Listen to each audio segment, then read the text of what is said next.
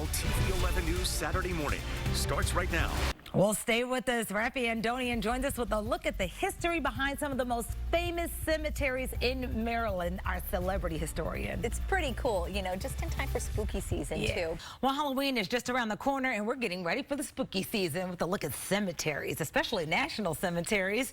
Joining us live this morning with more is celebrity historian and my favorite history teacher, Raffi Andonian. Good morning. Good morning. Came prepared in my Halloween colors. I love it. You're very Baltimore today. You got That's Orioles right. and Ravens. You got it all covered.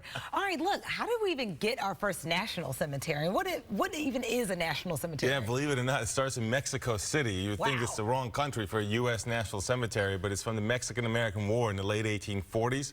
And what happens is that you have, you know, a series of haphazard dead during the Mexican-American War that are not going to be buried in Catholic cemeteries. Mexico predominantly Catholic, especially at the time, and Americans that are fighting there are predominantly Protestants. It's not too, you're not going to mix those religions into cemeteries. So what happens shortly after the war in 1850 is the United States Congress authorizes the purchase of 2 acres in Mexico City to then reinter 750 soldiers, American soldiers. That becomes Mexico City National Cemetery. Believe it or not, it's a thing. You can look it up. That's where the national cemeteries begin.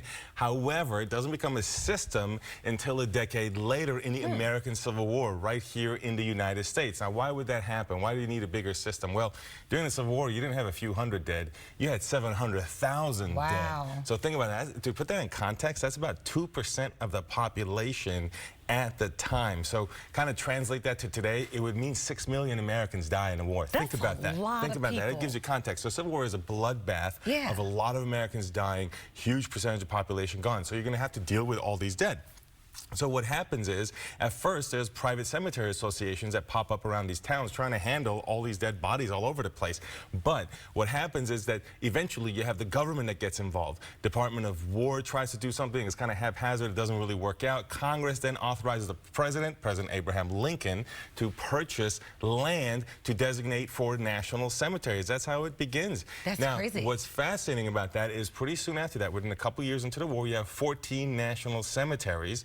A couple of them are right here in this area. One of them is Loudon Park National Cemetery, and the other one is Annapolis National Cemetery, both part of the original 14 that Abraham Lincoln himself purchased as part of the national cemetery system getting started. And, you know, when you think back on it, you know, the way we handle cemeteries and, you know, we got funeral directors and all that, that wasn't really a thing back then. No, it wasn't. They're figuring out as they go during the war, really, because all this stuff is overwhelming. Now, during the war, it grows beyond those original 14. By the end of the war, you have more than 70 national cemeteries, believe it or not. And so here's a thing that was really fascinating. I was speaking of figuring it out at the time. What happens is, I think that helps give it meaning, is Abraham Lincoln at his Gettysburg Address. So you know what I brought with me? This pen right here. This here is made from the wood of a witness tree, which witnessed Abraham Lincoln delivered the Gettysburg Address. I used to work at Gettysburg at the battlefield. The National Cemetery, of course, is part of the battlefield. And there was a tree that was there at the time of the battle that witnessed Abraham Lincoln give the Gettysburg Address. A guy hit by lightning. I got a piece, have a pen. Here it is, made from the wood, actually witnessed Lincoln give the Gettysburg Address. Why does it matter for us, for national cemeteries? Because of the fact that when he was dedicated at the Gettysburg Address, he said that these men gave the last full measure of devotion. So that really consecrates the notion of a national cemetery. So let's highlight a couple of them here locally. So I mentioned that you have Annapolis, one of the original 14. You have Loudon Park, exactly. You have one of the original, that's also one of the original 14. And that one is fascinating because, for example, it has a Fort McHenry tie and a Gettysburg tie. Speaking of Gettysburg, because when the Gettysburg battle is over, some of those combatants end up coming back to Maryland, and they're Confederate prisoners now, but behind the Union control. And those prisoners get sent to Fort McHenry, because Fort McHenry, which of course is from the War of 1812, the birthplace of Star Spangled Banner, but is being reused now as a Confederate prison camp for some Confederate sympathizers in Maryland, as well as some of these soldiers. Well, some people die, of course, in captivity and are going to be buried. And eventually, some of those folks, especially on the Union side, are going to get transferred to Loudon Park National Cemetery, believe it or not. But how about the biggest one here, which is Baltimore National Cemetery? Now, that one is not from the Civil War era.